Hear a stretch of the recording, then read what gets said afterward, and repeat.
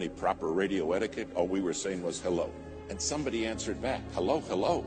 Don't you guys know proper radio etiquette? And I said, give it to me. I said, we don't know nothing. Tell them we're in an airplane with a passed out pilot and we don't know how to fly this plane. The guy said, I'm a freighter flying out of Anchorage on the way to Tokyo. And he said, you're telling me you have nobody who can fly that plane with you? I said, tell him that's correct. Now you got to understand, I am sweating bullets. He said, the first thing I'm going to do is start circling so I don't lose you, because I'll fly out of range of your radio and you won't have me anymore. And he said, I'm going to get Anchorage Emergency for you. And Anchorage Emergency will be the people that can maybe help you. Try to save your life. After about 5 minutes, Anchorage came on, said, we understand you have a passed out pilot, and those of you do not know how to fly that plane. We said, that's right. They said, well, the first thing we got to do is find you. And I'll never forget what this man at Anchorage said. He said, my job is to get you home safe. He said, that's my job. But he said, here's the deal. If you want me to get you home safe, you got to promise me you'll obey my voice. He said, you can't see me, but I can see you. And he said, if you're not going to obey my voice, you're going to die. When you can't see anything, you have no idea how disorientated you become. Finally, he said, okay, I found you. Now hear me clear. He said, you're 4 minutes from a mountain. He said, you're going to crash in that mountain and die. Follow my voice. I never said, I have to follow your voice? Is that reasonable? You see, I understood without his voice, I had nothing. And do you understand? Without God's voice, you have nothing. Nothing. Finally, he got us turned. And he said, I'm freezing all the traffic in the area.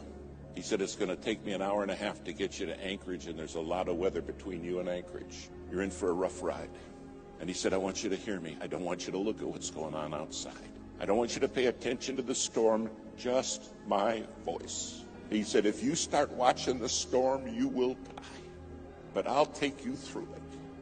Now, because they cleared all the traffic, several pilots, those nighttime freighters, those 747s, started talking to us.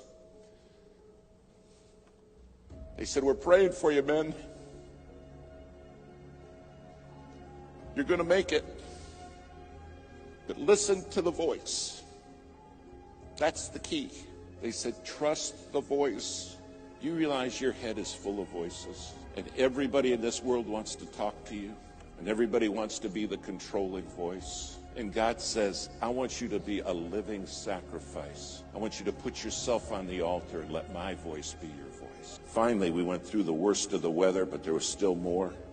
And then the voice came back and it said, now, I'm going to line you up. He said, I'm going to bring you in right down the runway. And at the foot of the runway are some lights, and they're in the form of a cross.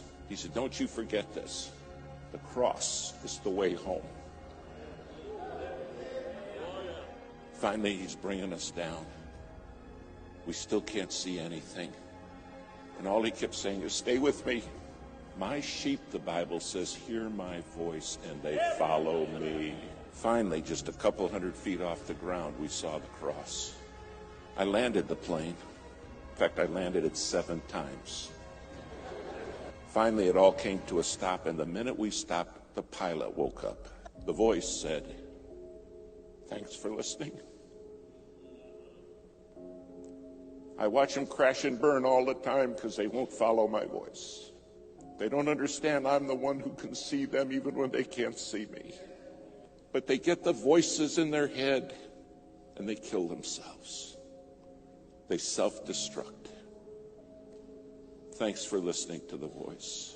Then they put us in a motel room, and about 4 a.m, the knock at my door. And I opened the door, and a man was standing there. He said, hello, David. I said, you're the voice. You're the one who got me home. He said, I am.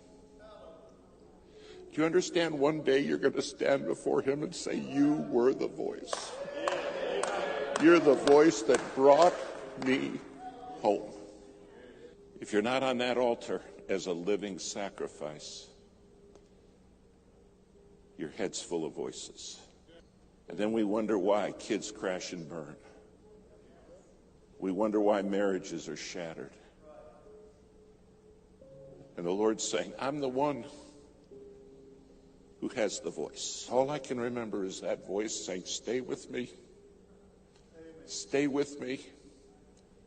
Don't listen to what's going on in your head and don't watch the storm. Stay with me. And I'll take you through. Tonight you have a God who has promised to take you through. A living sacrifice, holy.